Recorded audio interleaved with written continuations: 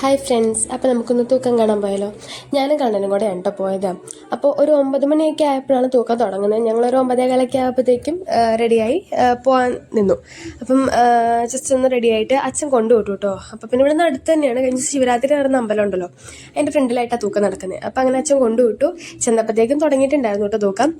2 പറവകളായിരുന്നു കേട്ടോ ഉണ്ടായിരുന്നത്. അപ്പം ഒരാൾ ഇതുപോലെ നമ്മുടെ അടുത്തേക്കൊക്കെ വരുന്നുണ്ടായിരുന്നു.